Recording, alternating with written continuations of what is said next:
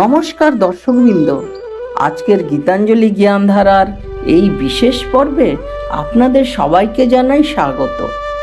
আজ আমরা আলোচনা করব জীবন মানে কি, কেন আমরা জন্মাই, আমাদের প্রতিটি দিনের মধ্যে ঈশ্বরের কোনো আলোক লুকিয়ে আছে কি।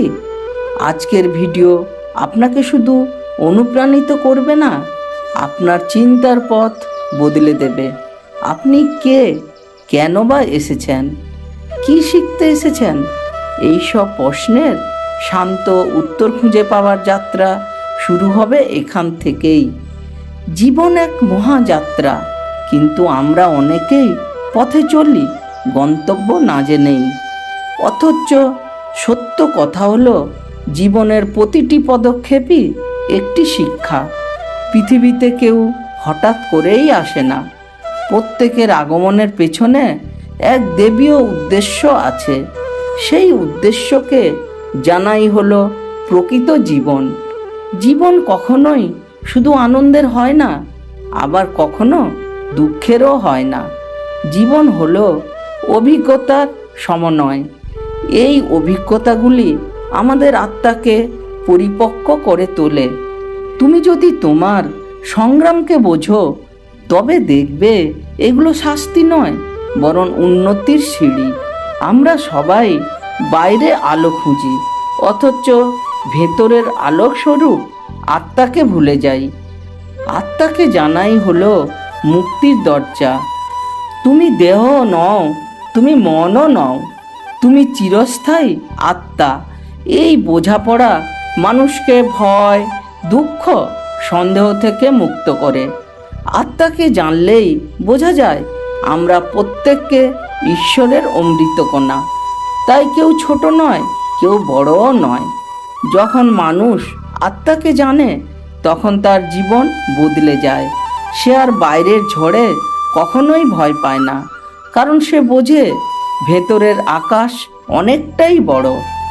জীবনের উদ্দেশ্য একটাই হলো নিজেকে চিনে নেওয়া, আর এই জ্ঞান জন্মায় গভীর ধ্যান থেকে, নীরবতা এবং ঈশ্বর চিন্তনে। ধ্যান মানে চোখ বন্ধ করা নয়, ধ্যান মানে নিজের ভেতরের অস্থিরতাকে শান্ত করা। প্রতিদিন 5 মিনিট নিজেকে বলো, আমি শান্ত, আমি ঈশ্বরের সন্তান, আমার মধ্যে অসীম শক্তি আছে।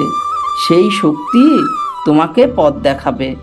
দুশ্চিন্তার তুলনায় এক মুহূর্তের নীরবতা অনেক বেশি শক্তিশালী, কারণ নীরবতায় ঈশ্বর কথা বলে।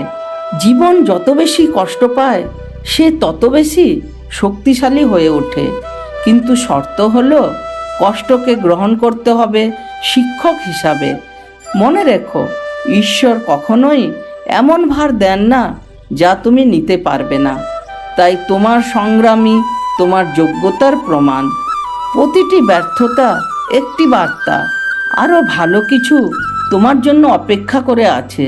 তাই কষ্ট এলে কখনোই ভয় পেও না।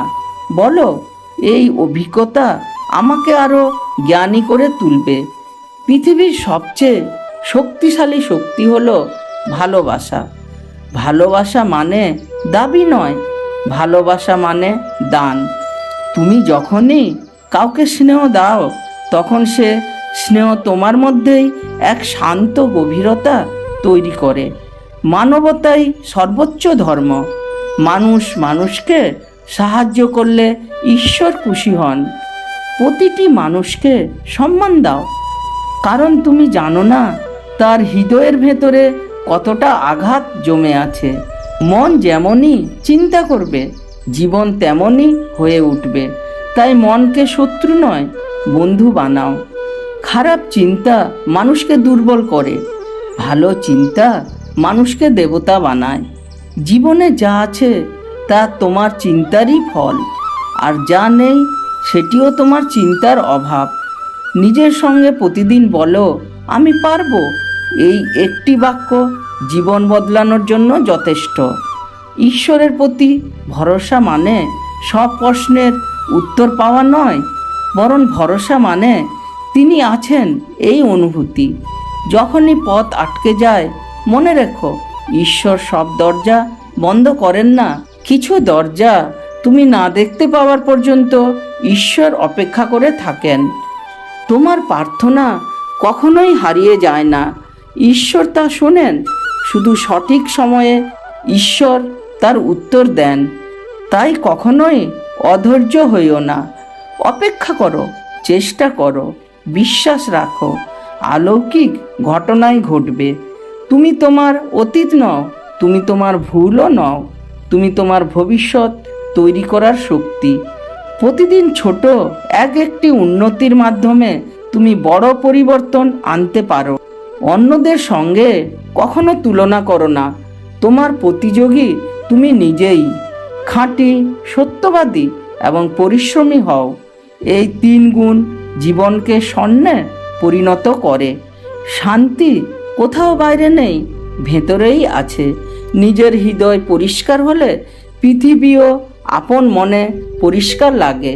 সরল জীবনই সর্বোচ্চ জীবন। কম চাও, বেশি দাও, এই হলো ঈশ্বরের পথ। কৃতজ্ঞতা মানুষকে সমৃদ্ধ করে। যার কাছে কিছু নেই, সেও কৃতজ্ঞতার মাধ্যমে সব কিছু পেতে পারে। প্রতিদিন সকালেই বলো, আজকে নতুন দিনের জন্য তুমি কৃতজ্ঞ। এই বাক্যই অলৌকিক শক্তি ডেকে আনে। জীবন একটি পবিত্র যাত্রা। যাত্রার উদ্দেশ্য হলো নিজেকে জানা, ভালোবাসা দেওয়া, সত্য পথে চলা। জীবন হলো পবিত্র যাত্রা। যাত্রার উদ্দেশ্য হলো নিজেকে জানা, ভালোবাসা দেওয়া, সৎ পথে চলা এবং ঈশ্বরের কাছে আরও কাছে আসা। ধন্যবাদ প্রিয় দর্শকবৃন্দ।